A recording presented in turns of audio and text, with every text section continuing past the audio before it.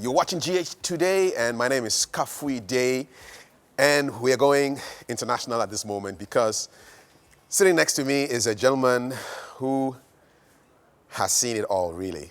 And in the last 2 decades, he's been very busy on the musical scene. He started out from right here, GH, in the early 90s, and based in California. And then recently we had just great news because we woke up to the news that finally Ghana has a Grammy-nominated musician. I'm glad, I'm excited, I'm elated to introduce to you Rocky Dawuni. Rocky. Hey, Charlie. You're welcome to GH Today. Thank you very much, yes. Wow. Thank you. Grammy. Thank you, yeah. What was your feeling? How did you feel? You know, first of all, you know, the whole thing, the way the Grammys work is that thousands of entries, are, submitted for it. And then there is a selection committee that sits, and then albums are selected that are qualified for it. So about a month ago, actually 2 months ago, we got the good news that, I was in the selection process, So even during that time, we started, a few campaigns and all that, But nothing really prepared me for, waking up in the morning. I knew the decision was going to be made, and then waking up in the morning, I went on social media, just having coffee in the morning. I went on social media just to check a few of my messages. And I saw a message from, a reggae, a reggae presenter in the US, who said congratulations to Rocky Dawuni and the other nominees. So I was like, okay, this doesn't sound right. Did you feel like somebody's pranking you or something? Exactly, that's what I thought, So then I went onto my Facebook and I saw the congratulation messages because it's announced in New York, so there's a delay in terms of time-wise. So by the time Los Angeles wakes up, so by the time I woke up, it was really, the news was all over, But it also was I knew that this year I had done a lot of work, and the album too, when it came out from the beginning of the year, we have been, from the time it came out, I was at the APAP conference in New York. I did a concert there. I was South by Southwest concert, conference. I did a concert there, and then I was on the road, Finland, Iceland, Greenland, Denmark, you name it. We were everywhere, and we were working extremely hard on the record. And the record made it to the Billboard top 10 in the charts too. So the record had already accrued a lot of momentum. So I knew that it had come onto the radar of all these music aficionados. So there was a possibility that it would get a nod, And but there's nothing like when it's really a reality, and that was really humbling. And at the same time, too, I was like, okay, finally, for Ghana, for my country, because we've just been out there bringing our music, elevating, doing great works, as best as we could, But then, finally, the whole world really understanding on that level was a good feeling for me.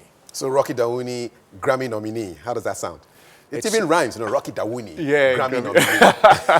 But tell us a little bit about yourself. You're a history maker, but tell us about you. Yes. Rocky Dawuni. Who are you? Well, I see myself as a child of Ghana, first of all, and also an artist who believes in the power of music to effect social change. And also an artist who believes that, music has the ability to really create agreement among people because, when you're in the live stage scenery, what you recognize is that everybody moves to a certain rhythm. But if you're able to use something to create agreement among a whole lot of people with their individual rhythms all moving in harmony, then it's something very powerful that can be able to transform the world. So I understand that aspect of music, and I feel that I'm one of those musicians who are emissaries of positivity, emissaries of, creating understanding, emissaries of bringing people together and creating a foundation for peace through the power of music. So for you, it's not just singing or playing the guitar and jamming in a crowd. It goes a bit more than that. It goes a bit more than that because, growing up here, I grew up, I was born in Michelle Camp, Oh, you're a barracks boy? I'm a barracks boy, yes. Nice one. Yes. So, growing up there, I remember, when the soldiers went to Middle East, they would bring all the records, so my father, so in the barracks, all the you heard all the music. And it was also during, at that time too, that we had the Ghanaian military very involved in politics. So in the barracks, it was a combination of music and politics. Yeah. And that's how I grew up. Of things that you are the Rollins era, so it was a combination of all of that. That's how I grew up. So I believe in music, but I also believe in music that can be able to articulate, issues. So I kind of started nurturing that voice. And then with my studies too at the University of Ghana too, I started really kind of fine-tuning my intellectual aspects. What did you study at the University of Ghana? Philosophy and psychology. Because you sound really philosophical and transcendental. What's the name of your first band? Well, you are one of the first band, I mean, people, if anybody who's read my bio would know that the first band that we established was called Local Crisis. So before Local Crisis, you were not playing in a band? No. Before Local Crisis, I was just writing by myself, singing by myself. And then, my friend Gordon Larry, who was one of my early kind of collaborators, we would just, we'll make up song, and one person would be the bass, one person would be the guitar, and then we kind of flip it around, and one person would, so we're kind of, it's a form of beatboxing, and that's how we kind of evolved the songwriting aspect. And then when I came to Legon and I met you, Yobai, Yofi, and all those people, then we put together the Local Crisis Band. And that was the first time I really kind of have had an organized group of people making music, But the good thing is that because I grew up really formulating music for myself, I developed a very good knack for songwriting and also producing and arranging. So that was your training before you got to university? That was your training, working on your craft, getting things together? Yes, and then having, trying to make up the bass, trying to make up the guitar and all that. So it kind of gave me a broader view. So right now, I've been producing, even this record, I produced this record. I was helped by a lot of people in certain songs and all that, but I developed that sensibility to be able to create a holistic instrumentation around my songs. I'm going to surprise you now because I want you to take a look at the screen. There's a picture that I want you to take a look at. These are from way back, Local Crisis days. I'm sure you will see it. Oh. So can you identify yourself there? I'm on the right. You are on the right with the muffler around your neck. Yes, and I see you. The guy on the left is who? That's Yofi Brew. Yes. There's a guy playing a guitar. I think that's Chris. Yeah, that's Chris over there. There's a gentleman, very, very skinny, hungry-looking.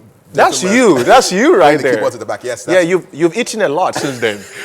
You look good. This is 20 years ago. So that's Local Crisis right there. At Legon. Yes. I think there's another picture coming up as well, just to take you back into time. Wow. Yes, indeed. So those were the days back then when we were making music. I remember the first time we jumped onto a set. Yes. Played. Yes. It was a very, I remember, because we had put together this band on campus, and we never really played professionally. And you remember we made that recording on the tape. So it circulated on campus, and everybody was like, "Oh, you guys, you sound good. You sound good." Yeah, and we felt confident. So we went to that time there was Pafam, Pan-African Festival. For music. And we showed up there because we thought when you wanted to be a musician and you wanted to be booked, you showed up there on that day. So we like, okay, can you book us? And nobody wanted us to play. Nobody, everybody was like, okay, no, And then they eventually brought us on after Kente, Kente who were our inspired, that's a band that's really one of the first bands that inspired us, as Local Crisis. Mm-hmm. After Kente played, then we got on stage and played, and then everybody came back, and that was kind of the beginnings of it, So it's been an amazing journey, since that time. And I remember, not very long ago when I did a big concert with Stevie Wonder at the Hollywood Bowl, and we were on stage together. And I kept getting these flashbacks, because I remember in Ghana sitting down and holding, when I was a little kid, holding like a cover of a Stevie Wonder album and saying, I want to be a musician. One day I want to really be able to play with this guy. And I was just in the moment where it was happening. And Stevie was on stage with you? Stevie was on stage with me with 10,000 people, Hollywood Bowl, And I was like, this is it. When you have a dream, and the dream is backed by conviction, and then the conviction is backed by a sense to not fail, because failure is not part of your vocabulary. You will work extremely hard to overcome all your stumbling blocks. You eventually are going to be victorious as long as you're constantly evolving your craft too, and putting in the work to make it good. People are out there. People are going to hear you, and I think that is what really kind of kept inspiring me. You spoke about Stevie Wonder. Who else have you performed with? First in Ghana and then abroad. Well, I've collaborated with Bono. You too. Yeah, Bono of U2. We did a Playing for Change album, which actually, people were talking about my album being Billboard Top 10. That album, which was the Playing for Change album, I mean, it was a group of collaborations. That album was, like in the Billboard for several months. It was a big album, So that was also another project that started getting my name out there to a lot of people, And then I think also, apart from my music too, I've worked on really the highest levels too when it comes to social issues. I've been an ambassador for United Nations Foundation. I work on the Cook Stove Project. And then recently too, I was appointed to the Leadership Council of the Robert F. Kennedy Human Rights. So I serve on that advisory board with President Clinton, with Archbishop Desmond Tutu, with Quincy Jones, and also, so there has been a lot of high profile stuff, both within the musical side and also within the social stuff. And it's all because I had a dream and I worked at a dream. And it's all because, I'm a Ghanaian boy who had a dream. And I feel that there's so many of everybody here who has that same passion. And anything is possible. Musician, philosopher, ambassador. That's Rocky, Dawuni, and collaborated with so many international artists. I'm curious about your work with Ghanaian musicians, Yes. Rocky. Yes. Well, I earlier this year, we did a concert, I was at Africa Day, which was a concert in Canada, with Wiyaala. That was a really great. I've always known her work. All right. And, okay. It's really amazing to see her live playing. So she's joining me on the concert in the shoe. Yeah. In the shoe. And then on also the new album too. I intentionally did not have any collaborators outside of Ghana because I knew that there was a feeling that this album was going to be, because I had also had a new label, because I always went independent, I never, and then, this label, Kumbancha, which was one of the premier world music labels in the world. I mean, they have all the top stars from all around the world, Basically, Kumbancha heard the record and they were like, we want to put the record out, So it was deliberately African? It was deliberately African, okay. because I had perfected the art of really integrating okay. African, reggae, soul, all of it. So that record was kind of the full kind of realization of that ability. And so that if you should win the Grammy, and we are just praying that you win that Grammy, it would be Afro Roots. Afro Roots, African. It's changing the paradigm, showing reggae music now, the future, And then, I had the song Black Star. I had what's it called? Samini collaborates on that song, Black Star, with me. So there was only one collaboration, one song that I had somebody, and that was the song with Samini. And even that song, there's a really interesting story about it, because originally I had come, I was in Ghana, I was like, okay, this song would be cool, it would cool to have Samini. And I'd called and we couldn't really meet. And then I was back in Los Angeles finishing the record. And I heard that, the BET Award thing was happening. It was happening in LA. So at that time I was like, I looked and I was like, there's a lot of Ghanaian brothers who are here. Okay, I'm going to get one of them on the song because I wanted at least one Ghanaian. And that's how come Samini got on it? I went there, because I knew, I was like, okay, I'm going to go find Sarkodie or find Samini. I went there, I walked into the room to go look at the concert, and there was Samini there. And that was it. That was it. Serendipity. So I was like, okay, come on, and then he came onto the record. So it's only one Ghanaian, only one collaboration. But things will happen. Are you excited about the Grammys? Yes, you see, I've never done music for awards, because I believe that if you create excellent work, the award is that they're timeless, and that's the reward. Because a lot of, even if you look at the history of music, Bob Marley never won a Grammy, but look at his music today. It outlived him. It outlived him. So the Grammy is not really a yardstick, but it is a yardstick in all around the world. Bob Marley is kind of an anomaly, and obviously his children benefited richly from that because they did win. They won. So in a way, he won through his children. Yeah, he won through his children. So that has been resolved and all that. So, so I felt that, because coming from this part of the world and working your way out there to a genre that is not your original genre, and being first of all, this Grammy nomination is not only that I'm the first Ghanaian, I'm also the first African artist, and also the first person of non-Jamaican origin to be nominated in this category. In the reggae category. In the reggae category. So it cuts across so many different eras of first. And I believe that it is because the record was undeniable. It was a record that was made with so much passion. A record that was inspired by, from high life to Afrobeat to soul to gospel. And at the same time, too, it was rhythmic, it was tuneful, it was melodic, it had messages, there was messages of love, it just really was a full realization of what a modern album that integrated all kinds of cultures together could be. So I felt that was also the future of that sound. So if it gets to win, basically it tilts it really shifts the paradigm in a big way, right, to Africa. And I believe that reggae has always talked about Africa, so it's time for Africa to stretch forth its hands. And talk about reggae. Yes, man. And I'm sure a lot of young musicians are looking up to you and drawing inspiration from you. Who do you look up to? Who are your musical mentors? Stevie Wonder has been one of them, just because I met him and I became friends, and we've done about 3 concerts together.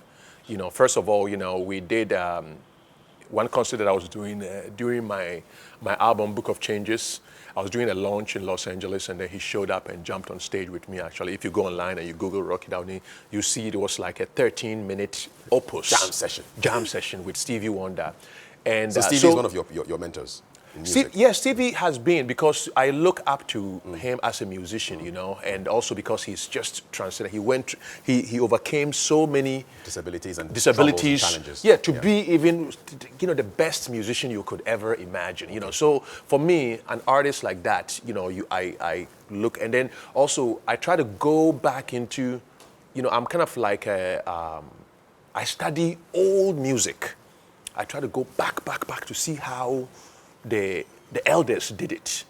So I'll go, some weeks I'll just go, I won't listen to modern music. I'll go and maybe start listening to, let's say, the Nana Kwame Ampedu. Yeah. Because I grew up with that, I see Nana Kwame Ampedu because that was one of my mom's favorite artists when I was growing. I was a little kid. And so it gives you a connection, to your mother. So Nana Kwaku Ampedu and Stevie Wonder, some of the musical mentors of Rocky Dowuni, who is my guest, Grammy-nominated Rocky Dowuni. We'll be back in a short while. Let's watch this, and then we'll be back. Stay with us. This is GH Today. My name is Kafui, hanging out with Grammy nominee Rocky Dowuni.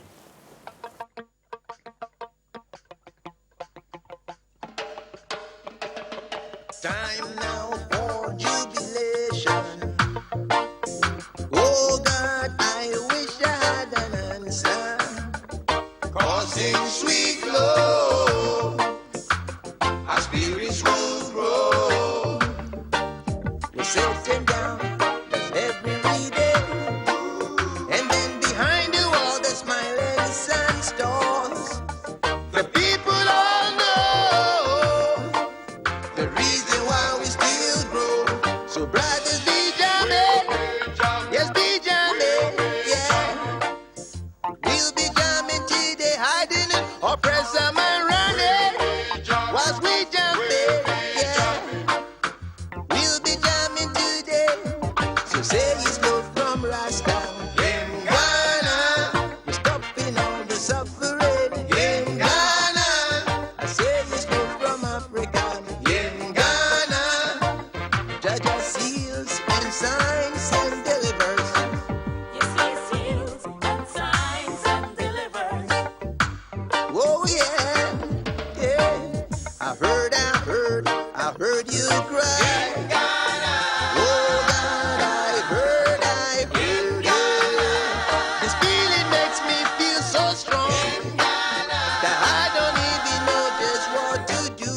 Oh, yes, I really know now. I really got to get this straight.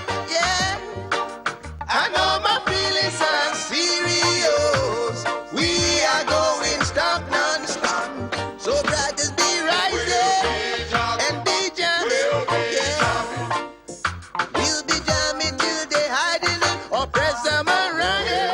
got to sing with Rocky.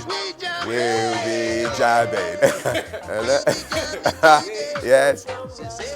In Ghana. That's Rocky Dawuni with a classic song. This is the Independence Day Jam. And it's an anthem. It's like the third anthem for Ghana. We have the national anthem, we have General Assassini, and we have In Ghana. Yes, man. Yes, And since we are in Ghana, Man. on GH1, on GH today, we have another GH artist Yes. who's just joined us. Yes. It's refreshing to meet you. Wiyaala. Yes. Is that the correct pronunciation? Yes, Wiyaala. Great to see you. I can see. Oh, and you're doing your thing with it. She has the voice of I don't know. It's just so powerful. She's one of the brightest stars of our country. Yes, and I understand you and Rocky will be jamming this week. Tell us about this concert. Well, it's going to be awesome. Like, it's going to be for me, perform with him, but for my performance, the last of my performance till next year. Okay. So it's like now I've gathered all my vim. Yes, Yeah, yes. so I'm going to do my best, support my brother, my father, my uncle, my everything. And we just rock the stage. You have to be there. You know what I do, but it's going to be excellent. Where is this concert happening, Wiyaala? At Alliance Française. Okay. On the 18th. Which is Friday. Yeah, Friday. Okay. And it's 20 cities. Okay, I was going to ask, is it free gate? But now you've taken no, the question out of my mouth. And who else is on the bill with you, Rocky? Who else is performing? Okay, I learned there'll be Special guests, you Okay. know. guests, Okay. yeah, I mean, on stage. without saying that, I know Samini will pass through. Okay, nice. And I know my brother Stoneboy is here. He's gonna pass through. Okay. You know, it's a celebration of, you know, Ghana and the future of Ghana. You know, what my nomination is not necessarily because my nomination is that I'm representing all these amazing musicians who are also in their own right making a play for it. And I just want the whole world to know that, you know, these are also Grammy nominee quality artists too who are coming. So I'm using the light that is coming on me to also shed a light and celebrate and let people's eyes come onto our our industry here, you know. So it's going to be, you know, a night of celebration. So anybody who's listening, the whole Ghana, you know, come down there, bring your flags, because that's what it's going to be. It's going to be about celebration of Ghana, celebration of the excellence of Ghanaian artistry, and also Ghanaian artistry now putting the whole world on notice. One time that we're here. We're here. Yaba. Yaba. We're coming in a big way. So Talking about the flag, you always perform with a flag. You Yes. hold that flag. Is it the same flag that you've been performing yeah, with? it's the same flag, yeah. Actually, the flag, you know, I used to always have one, and then this one was presented to me by a Ghanaian fan probably about 4 or 5 years ago. And then that became my personal one. So everywhere I go, because for me, it's also a connection to Ghana. It's also to let people know that whatever stage I am, I'm performing and representing a whole country. You know, Spoken like an ambassador. Exactly. So I've always done that, you know, and even from the song in Ghana, you know, it's patriotism. Patriotism that you don't do patriotism just because somebody is paying you or somebody wants you to be patriotic. Is that we have to really love what this country stands for. This Right. country is the gateway to the rest of Africa. This country is the foundation of democracy, foundation of the independence movement, and also a country that is also a stepping stone for all our brothers in the diaspora. So Ghana's role in terms of Africa, in terms of the world, is really massive. So all of us have to see ourselves as ambassadors. All of us have to see ourselves as black stars, you know, and that is what I try to portray in everywhere I go by carrying that flag, because that flag is the flag of a beautiful and incredible people. Fantastic. And Wiyaala, you're also carrying the flag for Ghana.